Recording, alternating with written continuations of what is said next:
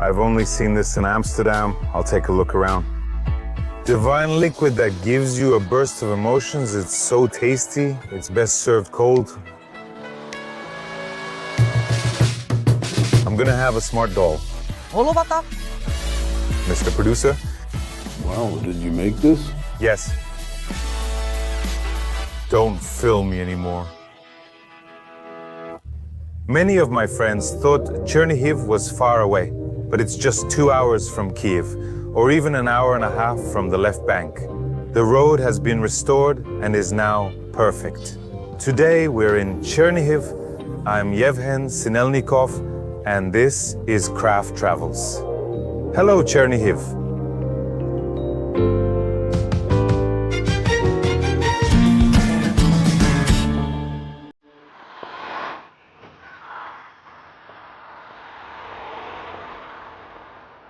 Once, there was a world-famous musical instrument factory in Chernihiv. Unfortunately, there was.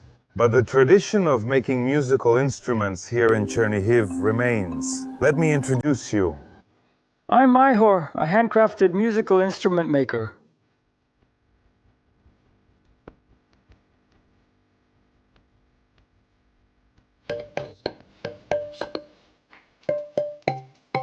Honestly, I've never seen anything like this before. What is it?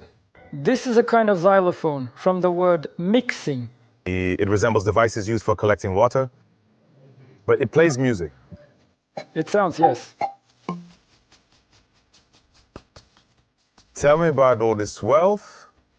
Actually, this isn't the full assortment. It's just what's available, what was left, so to speak, for the stand. It all started with percussion instruments like the cajon, His Majesty, because it's already a well-known instrument, not only in Ukraine, but all over the world. Then, what else did we have in terms of percussion? These are different kinds of shakers. Just a simple box like this, filled with beads inside. This is a quadro shaker because it has 4 separate... Does it sound different? They can differ a bit in their filling, so you get a slight stereo effect. Well, and there are different options for the foot. You can put it on your finger, for example, to play the guitar. Cool. Then, what else interesting did we have and still have from percussion? It's this kind of tongue drum, yeah, or a wooden glucophone, as I call it.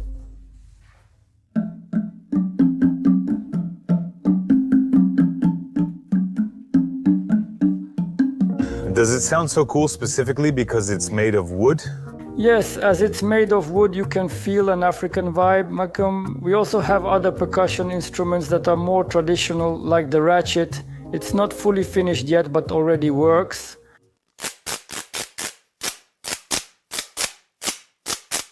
Among the newer instruments we make, there's a combination of a didgeridoo and a monochord, and it turned out to be a digichord. Digichord, cool.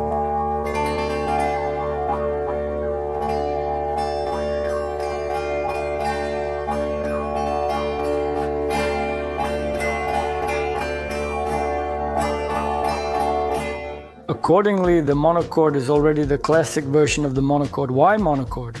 Again, because all the strings here are usually tuned to one note. This is to create the so-called drone sound. It's a continuous monotonous sound. These instruments are used for various sound therapies, meditation, and different sound immersions. Right now, this instrument isn't tuned to just one note. There are 2 notes alternating here, C and G. 2 notes, and it has such a cool sound. So gentle.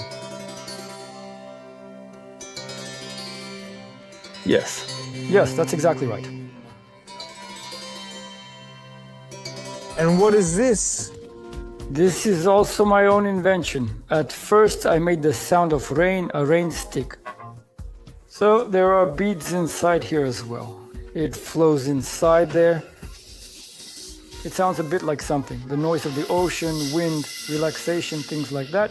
At some point, I wanted to add some metal tubes from a metallophone there. And what came out was what I called a Zen stick. So not only do you get the sound of the ocean, but also this.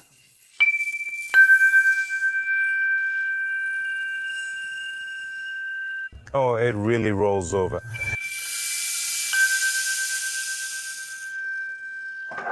It's also very meditative. Yes, it's actually a very powerful instrument for meditation, for some kind of sound immersion. How did it happen that you started making musical instruments? I gradually came to this. By education, I'm an engineer. I never really studied music or learned to read notes. I became interested in guitar while at university and began teaching myself how to play. And then, since I've been working with wood since childhood and I'm an engineer by profession, I started repairing guitars myself at first, and then I began making some parts as well. And one fine day, we needed to make a cajon for our own band. We had an improvised band like that. I had the hands, I had the knowledge, I made a cajon, and there were two left. What to do with them? Sell them? Wait, we needed to make a cajon, and you made it, but there were two left? So you made three? That's how it works. To make a cajon, you need to buy a sheet of plywood. And from one sheet of plywood, you can make exactly 3 cajons. I got it. Some people bought it, good reviews, they say it's a decent tool. We thought, why not try making them for sale too? We also started making shakers along with cajuns to have some additional percussion. Well, I realized that this was already my own instrument, my own production, so I needed to come up with a name, create a brand, and develop this whole story. And that's how the name Noisy Wood appeared, meaning loud. A noisy piece of wood, that's right. Why wood? Isn't this usually made of steel? It's the first time I've seen a wooden one. Actually, the wooden one is the original tool. This goes back to the Stone Age. When people didn't work with metal, they would just take the trunk of bamboo, cut out 2 little tongues, and a certain melody would already begin. There would already be 2 notes. That's why this instrument is even older than the regular glucophone. And the glucophone appeared as a metal instrument when people started working with metal. Of course, the metal one sounds more cosmic, more meditative. And that's why it touched people's hearts more, and now this instrument is very popular. I even like this sound more, it's so unusual. Yes, this unusual one, it's kind of a bit authentic. If you don't have an education, how do you make it sound right? I understand the cajon, it's a wooden box, a hole, a drum. Well, that's percussion, yeah. But to make these tongues, to make it all sound, to have notes. Now, with everything, and not just now, there are craftsmen who know more about music and help with everything. They work with the help of special equipment. That is, you can tune any instrument using a tuner. And stringed ones. This one is also adjusted by trimming the bottom of each pedal. This one, for example, is currently tuned to an F major pentatonic scale. That is, there are 5 notes here. He says he doesn't know, and I'm not in the world. This is an F major pentatonic scale. I'm already working. The workshop has been official since 2016. So it's already been 7 years since the workshop was established. So basically, because of my line of work, I already started to get familiar with these concepts and understand them a bit. Is this your main business or is it still a hobby? Yes, this is already my main activity. I have completely switched to this job and I'm doing this. I enjoy it. And was it hard to start something new and succeed in it without an education? It's just that we're making this program especially for people who are sitting and don't believe in themselves. Get up. Do something cool. Do what you're good at, what you know how to do. How difficult is this process from wanting to do something for your own band to having a workshop? At the beginning, we didn't have any investments or external funding. So everything we earned, we invested in the workshop, bought equipment, spent something on advertising, and developed in some way. And at the early stages, yes, it was quite difficult. And there's a saying that when you worked for someone else for 8 hours and got tired of it, you started working for yourself and now you work 15 hours or more. That was basically about me. But I understood that first of all, I really enjoy this work. It comes from my heart. I want to do this because for me, musical instruments and especially making them is really quite... Magic. Magic, yes. So, do any famous bands use your musical instruments? Well, among famous bands, there was an order for a cajon for the band Bez Obmegen. Mainly, I actually gave a lot of instruments as gifts to some celebrities and stars. I gave a shaker to Sasha Kemerov, and recently I gave a ratchet to Nata Zhishchenko from Onuka. I also gave her husband a shaker this way. Well, in general, our products are now spreading more around the world. We have a store on Etsy, which is a website specifically for handmade items. So all the craft and handmade products are there.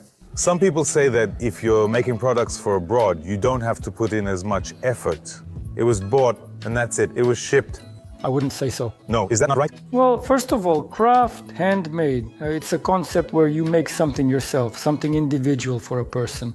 She orders from you. She doesn't want some mass market thing that you can buy in any store. Something interesting, maybe some personalization will be done for her, like her own engraving. And the person wants to get the best, for it to be high quality, for it to look good. So you really have to put in a lot. Your skill, your time, and your effort. But the greatest reward is when someone buys such an instrument or your product from you. It's that genuine joy when a person writes you a great review, gives you 5 stars, says, "Wow, awesome, I really dreamed about this instrument, it finally arrived," or posts some videos. So this is quite an energetically charged field, because it's not just some mass-produced goods that you stamp out and send to a warehouse where they just sit for a while. This is direct work with a person, one-on-one.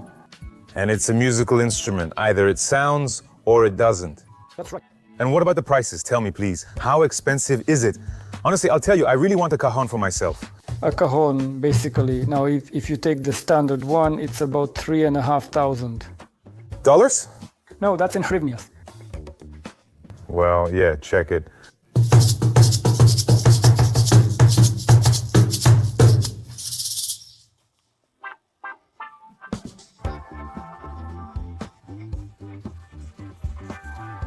There is such a musical instrument, right? So it's not your invention? In classical music, it's usually a tube with one membrane, but here we're making it with 2 membranes, so it's a bit more stereo. A bit more, yes. Well, it's really quite amusing. Yes, that's how it is. Just for fun.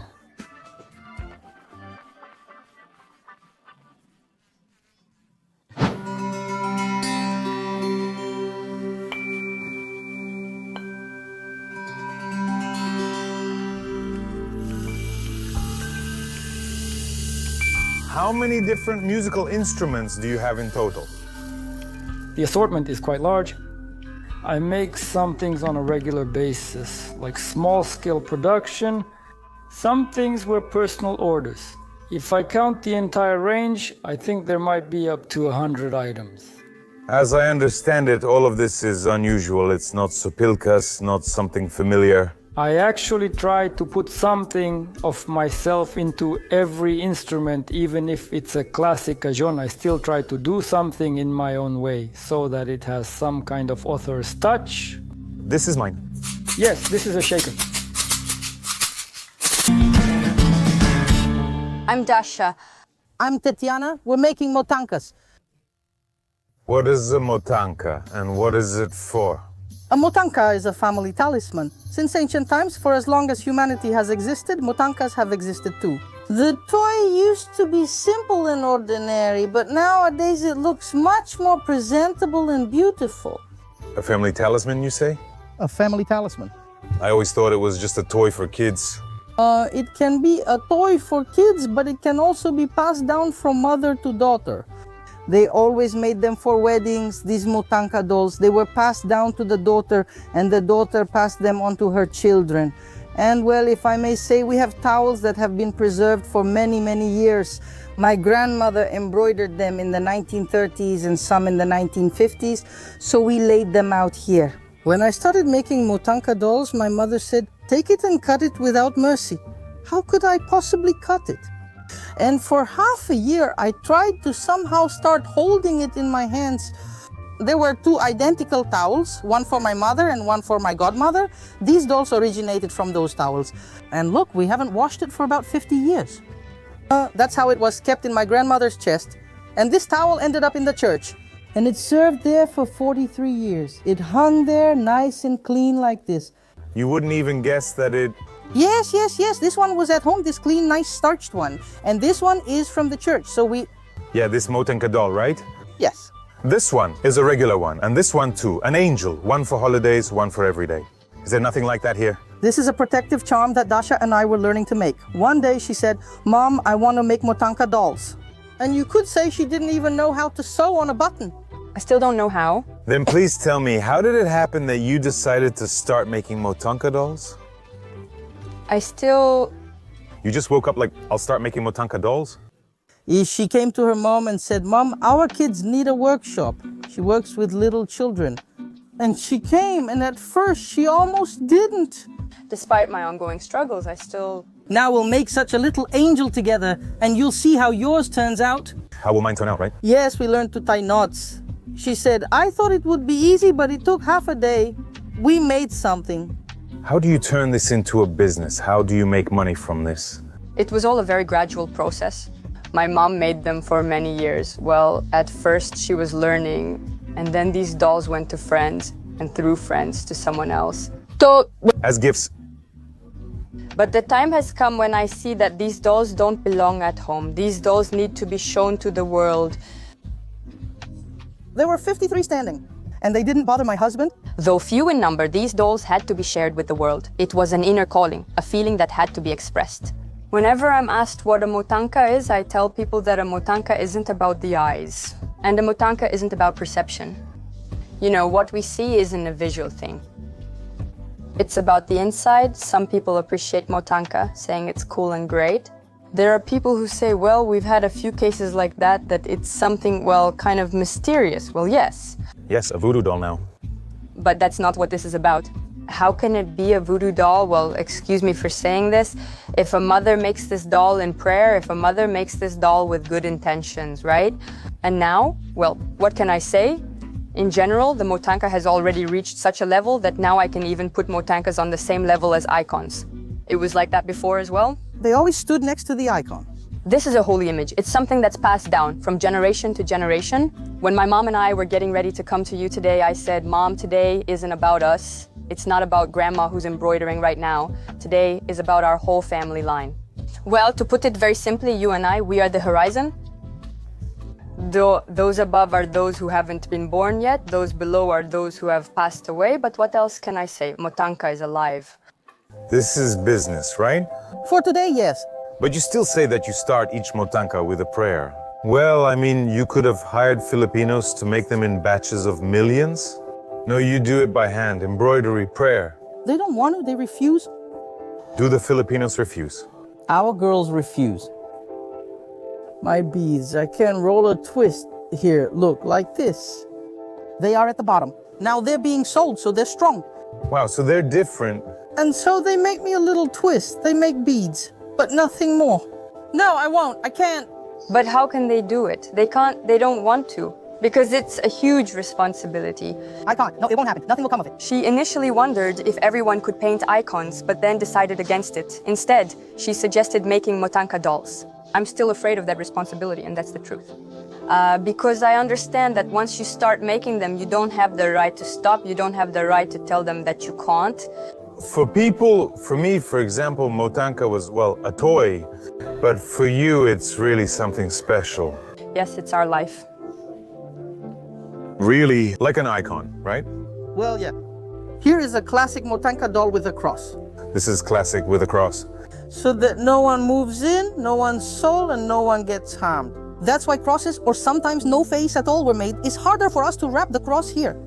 So, if it's a voodoo doll, it's made to look as close to a person as possible. But here, it's the opposite. Here, look. Here, a cross for you. Each doll is shaped like a cross. This is how I understand it, how it goes to the buyer. My main manager made the decision. This is the current situation. Regarding this photo... Here it is, the original. The original from 24. Well, we believe that everything started from this photo because it's one of the pieces of evidence that in our family, this is the oldest. This great-grandmother embroidered this towel, and so this is her wedding attire. This is her first photo at 14 years old. And that's why we want a piece of our family to be passed on with each doll. And this doll, this photo, has already traveled all over the world. How can we make it fashionable so that a Kiev hipster would want a Motanka like this? Well, you have to feel it. I can't explain it in words. If I see something that needs improvement, I often tell my mom, "Mom, you should fix this a little. This should be like this, that should be like that." I'm not saying you need to redo everything, because Mom does everything really well. But there is some feeling, well, it's about that connection we were talking about. Initially, Dasha was very critical. "Mom, this scarf and beads are wrong. Take it away and change it." And it was like that for several years. They were already going to Kiev. They were already selling there. So it reached the point where everything started happening on the same wavelength, and all the materials, some images, well, somehow it all just came together on its own along the way. And who is the main client? Is it young people? I can say that right now it's a toss-up. Because, well, before it used to be people who were already over 40, over 50, who understood what it was. And now when the full-scale invasion began, it became more of our thing, something people want to have at home as a kind of decorative element, or to buy as a gift and send to someone abroad, because now it turns out that most of these dolls are abroad. They travel all over the world, they wander, as I say. That's why most of them are there. Let's try to do it. Let's try it. I'm curious to see the result. Interesting, yes. Yes, pick a seat for yourself. Will anything come out of it? It will. As you say, yes. So let's try it this way, okay? That's how we'll try. It will look nicer. A tiny little angel, the simplest one. And how did you come to find this interesting 15 years ago when it wasn't mainstream at all? There he is walking in the yard, my child. And so we taught her and loved her. And one day she went to study in Kiev. Art Institute, and here you have like psychology, the substitution effect, how to translate it correctly. That the child had to be replaced with something. So she left, and since then, the Motanka doll appeared. I started working at the kindergarten, worked there. The salary was ridiculous, 600 hryvnias. Then they raised it to 900, and by that time, Motanka dolls were already in Kyiv. April 1st comes, Dasha calls me and says, "Mom, write a resignation letter. It was a prank." It was a joke, April Fools. "Mom, yesterday you made 11,700 in one day from the dolls." I had never seen that kind of money for my work before. From April to New Year's, I already had orders lined up. I went home, sat down, and made those Motanka dolls like crazy. So are we making the fabric? Well, Well, yes, we are. I'm going to have a smart doll. Smart? Smart, yes. Smart, clever, and smart. Wonderful. A thread and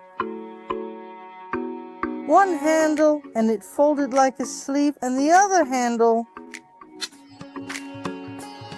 Is this your first time making a Motanka doll? Yes, it's my first time. Yes.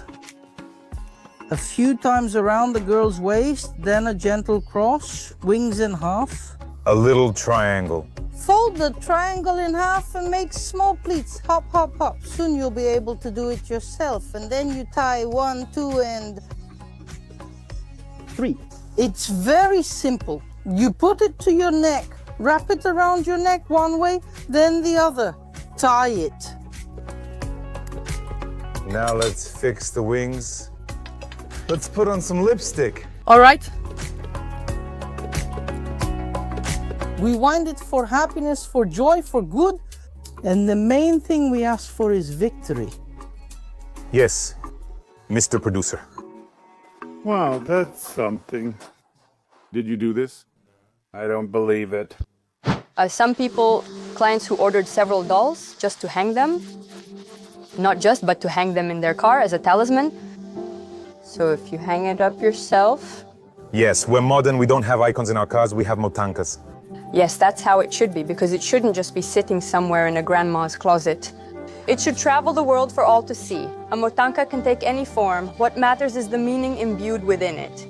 And if there's a soul in it, then It will go with us. yes, then it can go anywhere. Thank you, girls. Awesome.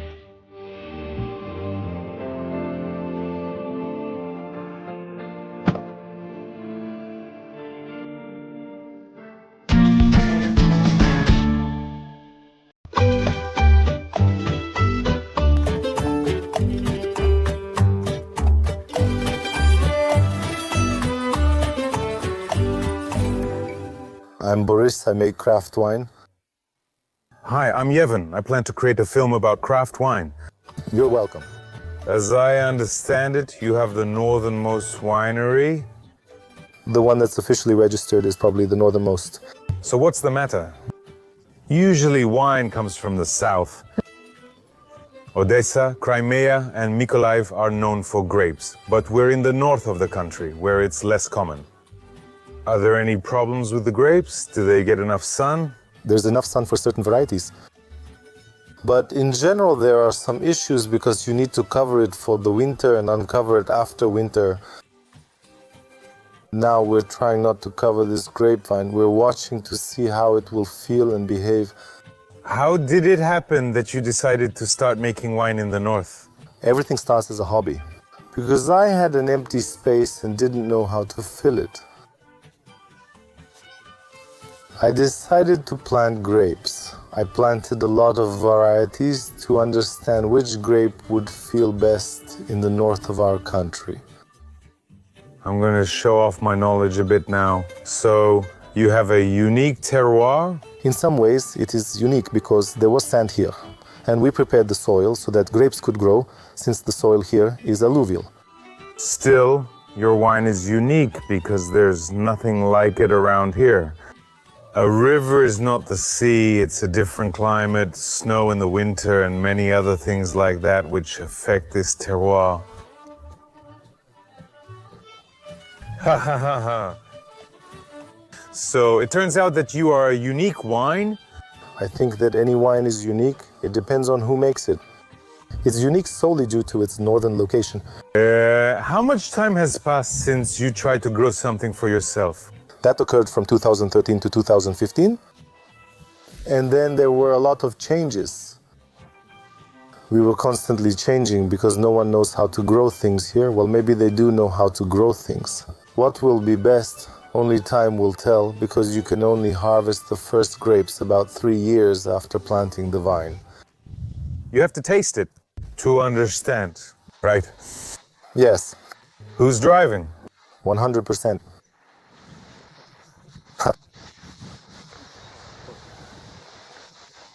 And how much of this vineyard do you have here in total? A hectare? A hectare. And there, you see, I'm going to plant more. I'll be planting this part. I'll be adding more over there. Not that much, actually. From 1 hectare, it's about 7 tons of grapes. You have to plant it, grow it, harvest it, crush it, make wine, buy these big tanks, or how should I say, barrels, stainless steel ones, then bottle it, then make the label and distribute it. And can you make money from this? Well, if you want to make money, you need to produce at least 50,000 bottles. Yeah. And for now, we're only making 5,000 to 7,000 bottles. So it's still kind of a hobby, right? Yes, it's still a hobby. Beautiful. I like this thing. This one is really luxurious. This is special wine wax. Shall we start? Let's start. The most pleasant moment, right? Well, Chardonnay. are there any tasting rules? If they're professional sommeliers, they can taste up to 50 samples, you know? And basically, they don't actually drink them. Well, yeah. They taste, so it depends on what kind of tasting you mean. No, I mean ours, the normal one. A normal tasting? You need to start with white to begin with. We're trying, tasting the local stuff, what's grown here. Northern? Yes. This is a Chardonnay aged in oak. It needs to breathe a little. Well, really, it's light. Kind of every day you could drink it in the morning. Every time he looks at me, well, how is it? How is it? It's tasty. Let's pour it now. How can I convey that? It's very light with a strong aroma and not such a rich, overwhelming taste. So it smells delicious, but the taste is very, very light, like a compote. If I didn't know this was wine from the north, well, it's wine. Tasty, beautiful, and it looks great in the sunlight. How much does a bottle like this cost? 680 or 690. Well, not cheap. Not cheap, because for small quantities, for example, to buy a bottle, she needs to buy a small quantity. A small quantity, they don't even sell less than 1,000, well, a pallet, right? That was the price before the factory in Hostomel was destroyed. In Hostomel, it used to cost from 12 to 14 hryvnias. To bring it here, you have to add another 3, 4 or 5 hryvnias. You see, then this cork costs 15 to 17 hryvnias. The label costs 12 to 15 hryvnias. The wax costs 20 hryvnias. And when you put all this together, dressing the bottle already costs you well over 100 hryvnias. Plus, the wine takes 2 years. It's all about freezing your funds. It's daily care, daily work. We set this price. Whoever likes it and wants it, buys it. I'm not saying it's expensive. Good wine costs about the same. It might even cost much more. But usually, when people see Ukrainian wine for 700 hryvnias and French wine for 700 hryvnias, they tend to choose the French wine.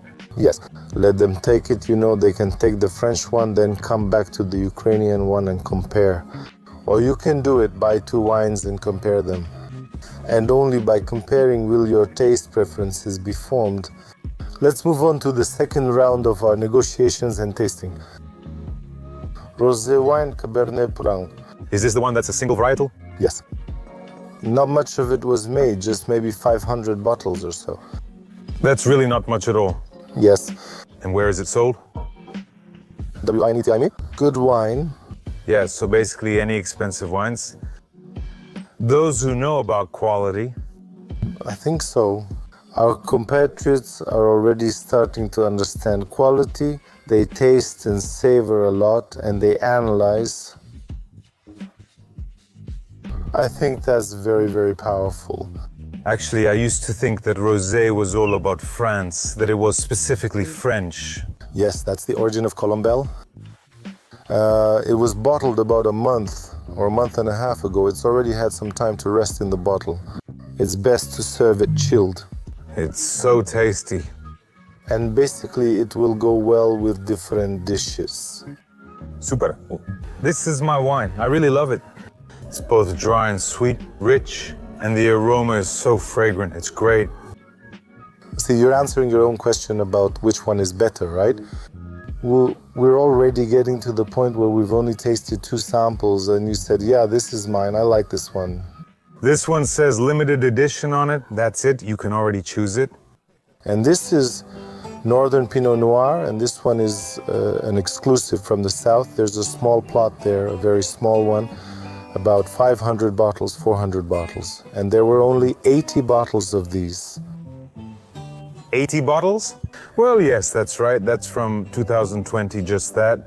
This label is more classic, and this one is really bold, strange, modern. Is this some kind of marketing move? I see that. There's a designer here. If you pay attention, there's BLU here.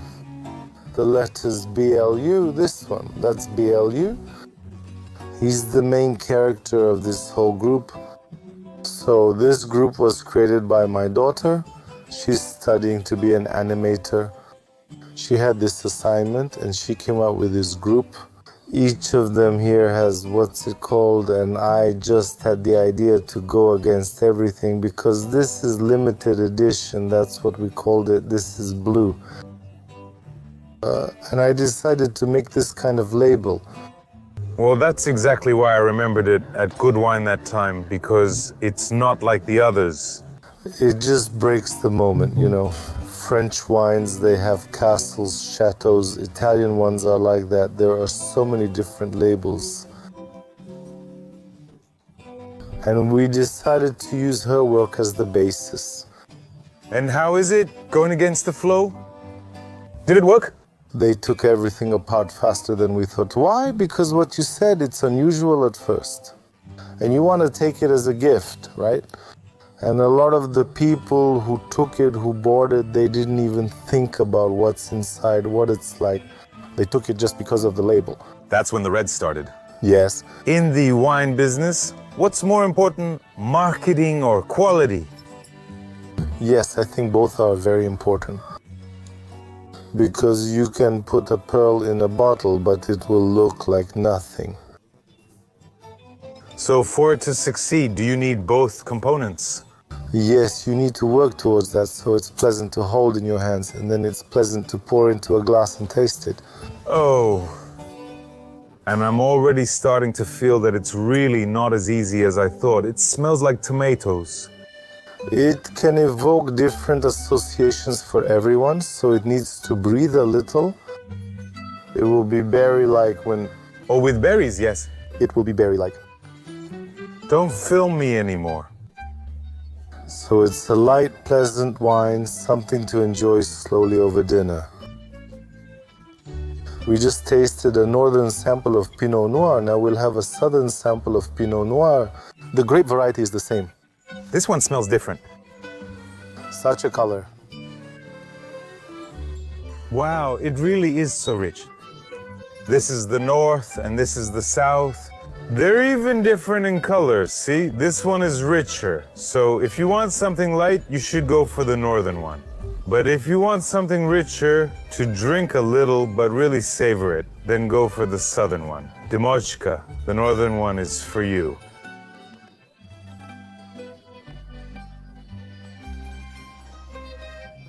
I've already tasted it, but you should try it. It's delicious. My dear ones, enjoy yourselves, especially your work.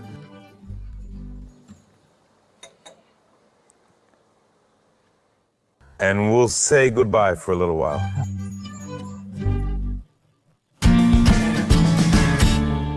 I'm Serhi. I build and repair bicycles.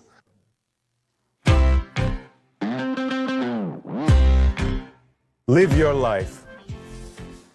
Live your life. So where are we? Yes, we are now at the first social bike workshop in Chernihiv, maybe even the only one in Ukraine. Our concept is that here we provide free access to tools, consultations, and offer some basic services so that... Social bike workshop. Yes. Sounds cool. We want to show and build a community of trust where people help each other with the goal of improving old city mobility and using this war crisis as an opportunity to make the city better through bicycles, pedestrians, communities, unity, and so on. What is a social bike workshop like?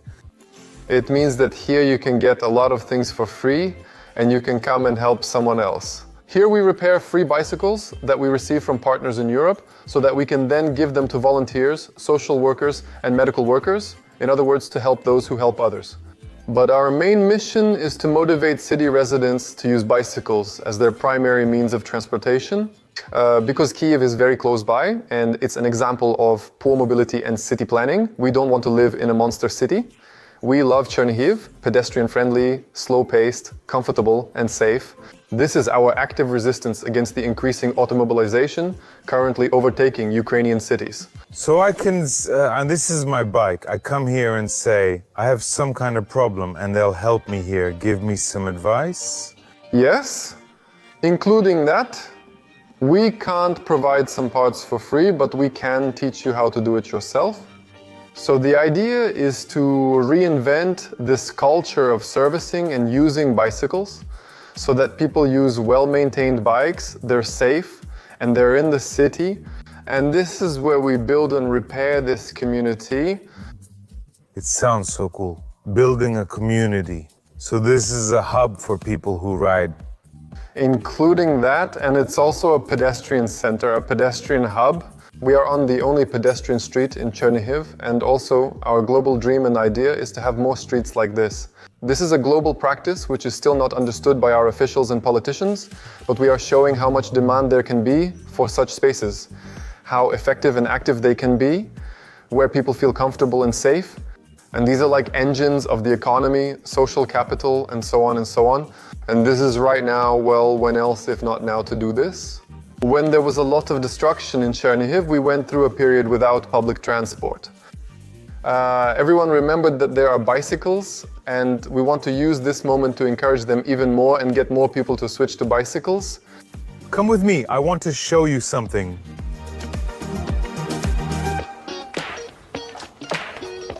This, as I understand it, is also one of this device for repairs?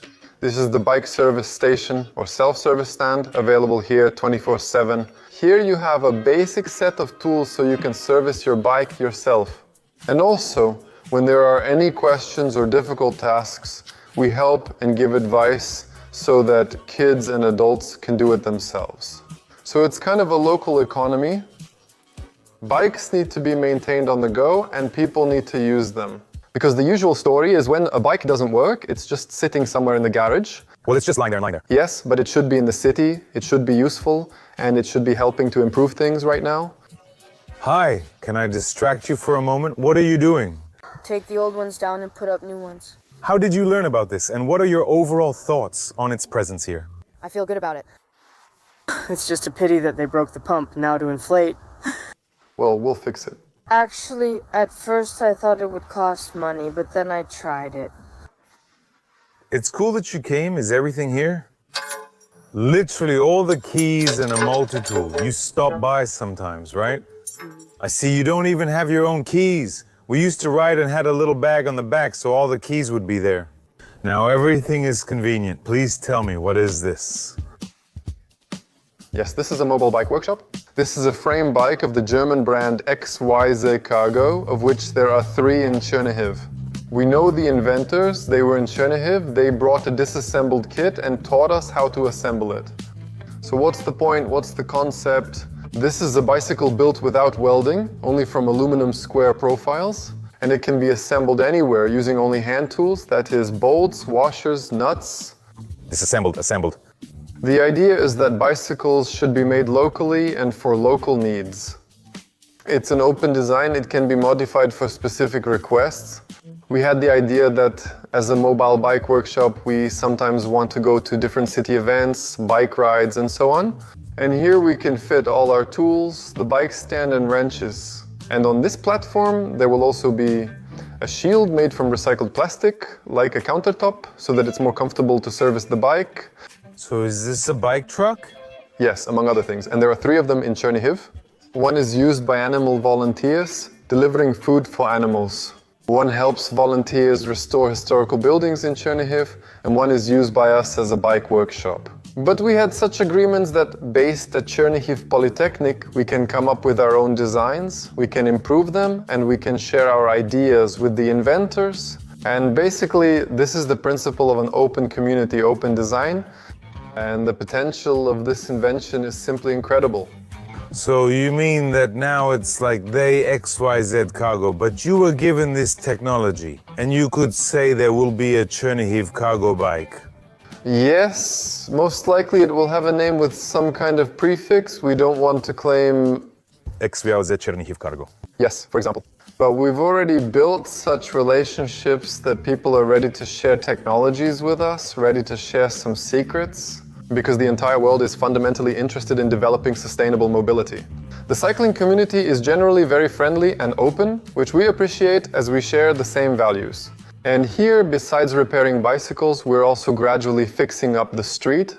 Everything that can be done for free, just with our hands and ideas, we do it. Well, for the city, for the community.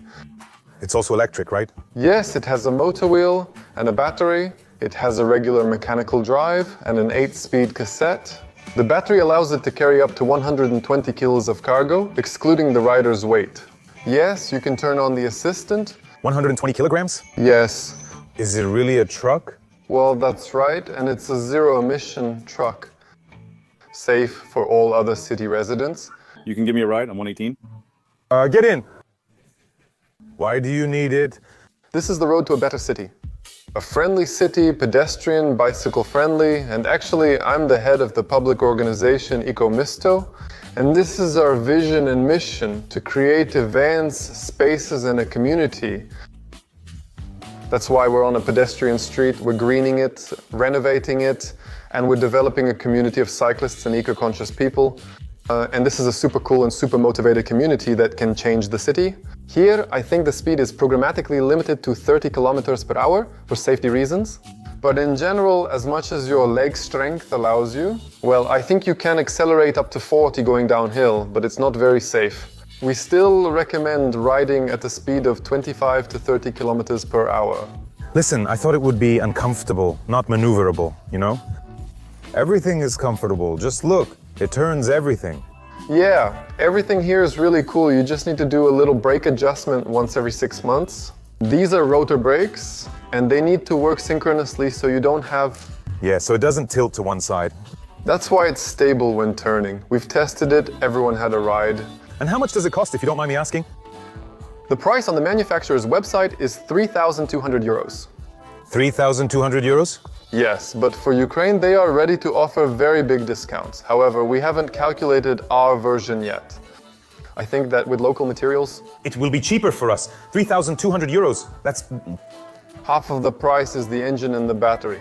If it's going to be purely mechanical, you can safely divide that by 2.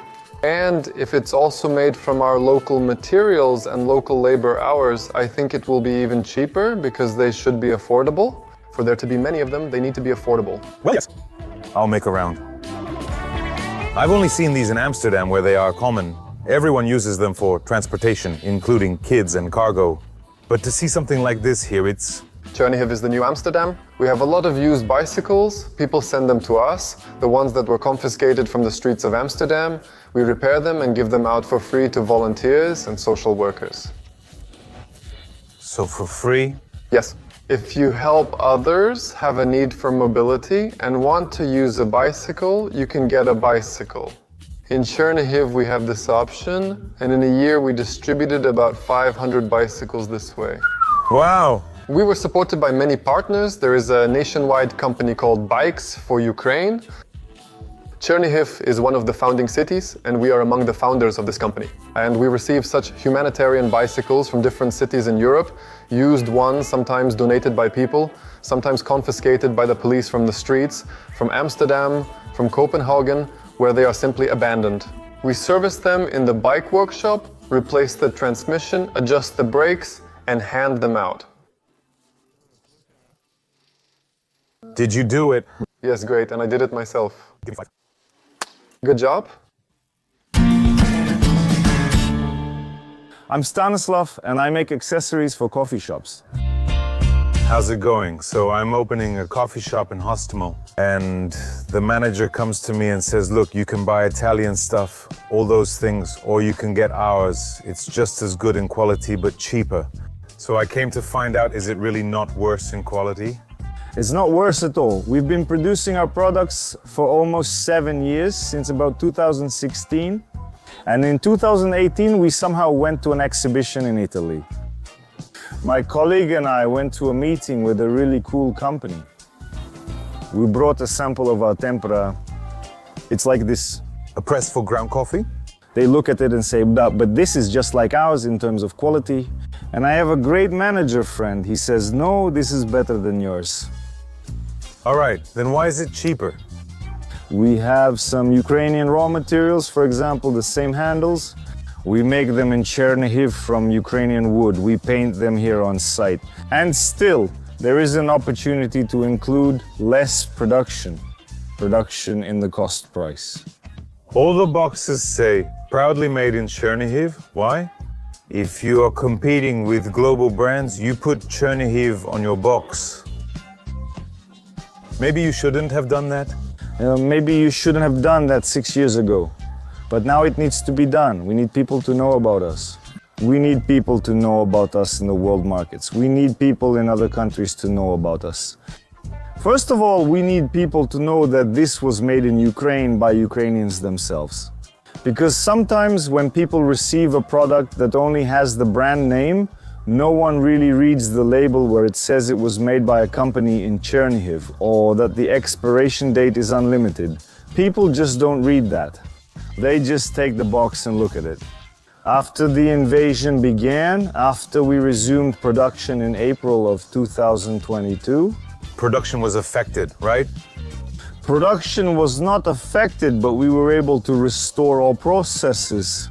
So it was difficult in terms of people, in terms of specialists, in terms of raw materials that came from other cities.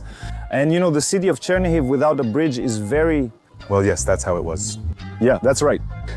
We resumed production in April and decided to put information on the box that this product is made in the city of Chernihiv. We are proud of this. We work here, we pay taxes here, we are here, and we ship our products from here.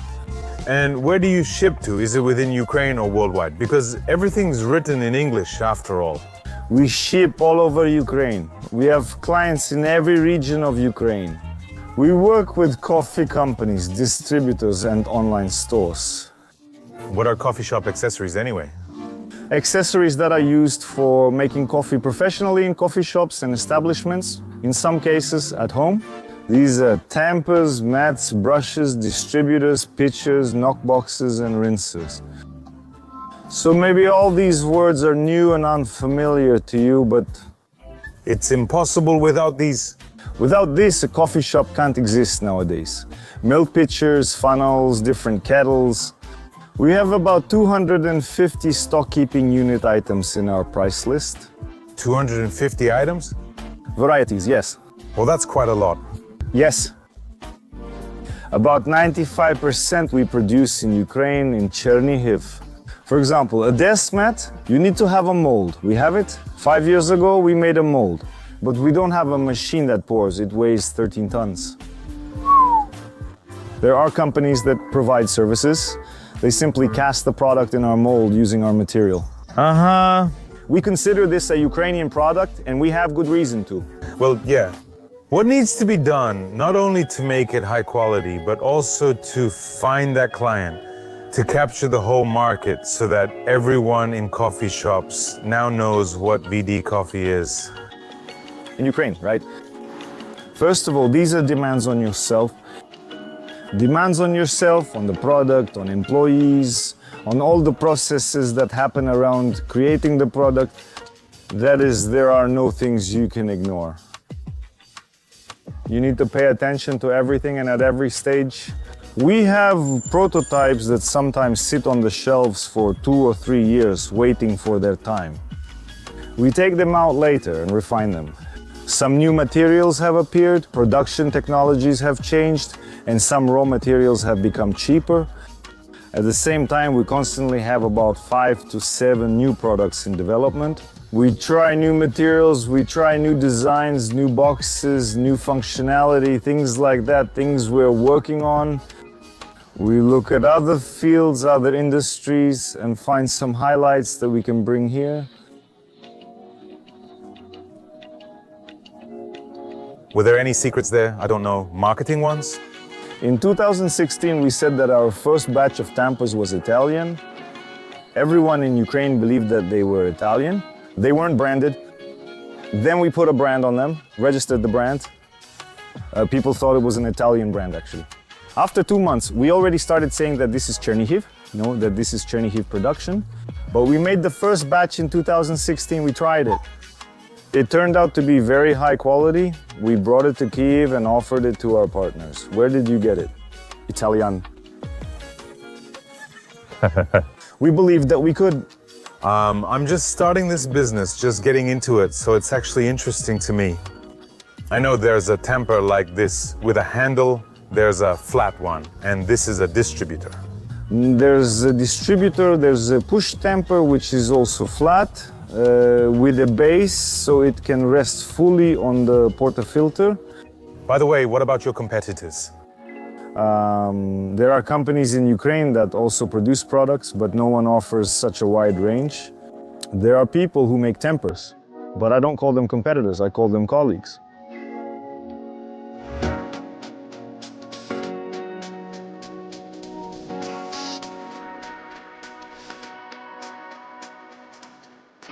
Good afternoon. Can I order coffee from you? I'll have an Americano, no milk, no sugar. Espresso? It's clear you're an expert. Espresso, not Americano, right? Americano is also espresso, just diluted with water.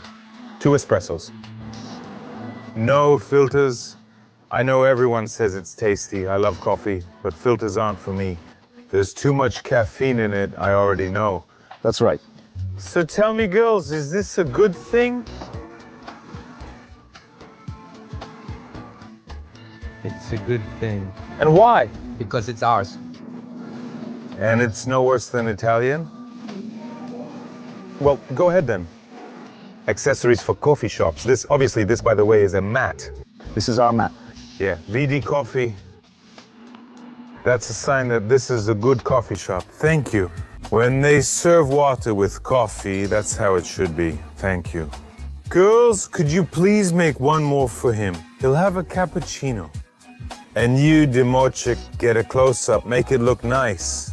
As this divine liquid pours, the one that gives us inspiration and a boost of emotions in the morning. This aroma, when you wake up and think, aren't I a happy person? Happy, start filming.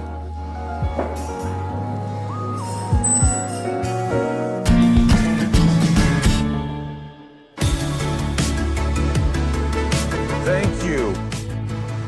Likewise. Glory to the heroes.